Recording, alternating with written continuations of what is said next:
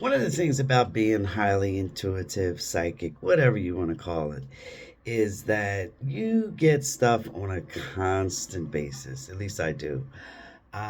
You can just kind of feel the vibes of what's going on around you. Sometimes you get flashes of um, things to come, just unbidden, out the blue, as I do very often. And if I want to know something, I can just kind of put my mind to the question and stuff will come. So in 2016, I have to be honest, although I was super rooting for Hillary to win, wanted desperately for her to win, my gut just was telling me, ain't gonna happen. Just not gonna happen. And I was a nervous, horrible wreck. And we all know what happened. Hillary lost, Trump won. And I remember the day I heard the actual official results, I felt like someone had taken a fire torch and torched my gut. Okay, then 2022 came, and the night before the election, um, I had been kind of sort of calm, to be honest with you, about Trump not winning. But of course, I was allowing myself to listen to everything and everyone say the opposite. And the night before the election, I lay down and I had three visions. And those visions, the first one was I got a series of numbers, and I've told this story in my prior prediction videos. Um, I got a series of numbers, two sets of numbers. I thought they were lottery numbers. um, I turned out they were the literal electoral count exactly. I didn't know that the night before, of course. The second vision I had was that Mitch McConnell would no longer be Speaker of the House. He would just kind of fade away figuratively and literally. And of course, we see both happen. He's not Speaker of the House, hasn't been, and he is fading away big time. The third one was on Trump. I really can't say what that third one is because, in full, because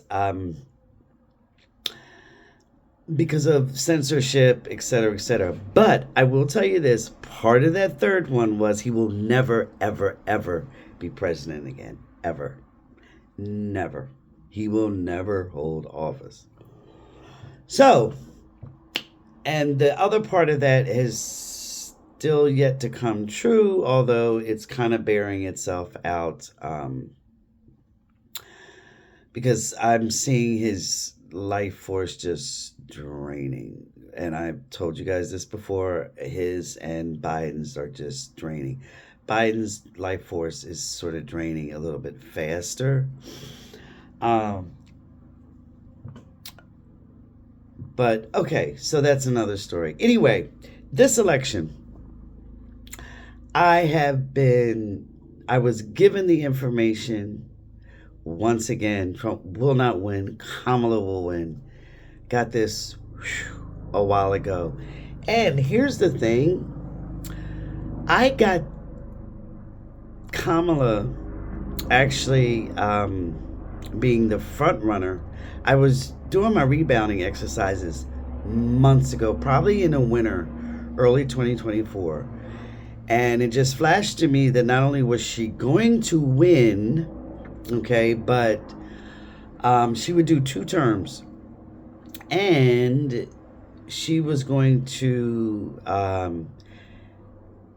be the one to have to really deal with China. So that's another prediction I'm making. She is going to be the one that's really going to kind of put China in their place. She's going to know how to do it, but there's going to be like some real intense focus with her, us, her, and China. And some of it's actually going to be good.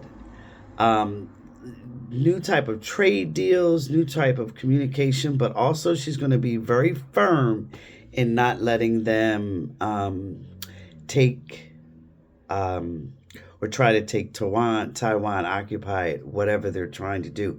I'm not even sure at this point if anyone knows what China's trying to do with Taiwan. Um, they keep putting their feelers out, then they backtrack, and I don't even know if they know what they're doing. But anyway, I see that she is going to deal with um, China very firmly, and she's going to know how to deal with them. It's almost like there's a karmic thing between her and China, and even their leader. And I can't think of the man's name. Wing Shun Shu, ah, Lee. Anyway, doesn't matter. But anyway, and she is going to be a very firm hand for that.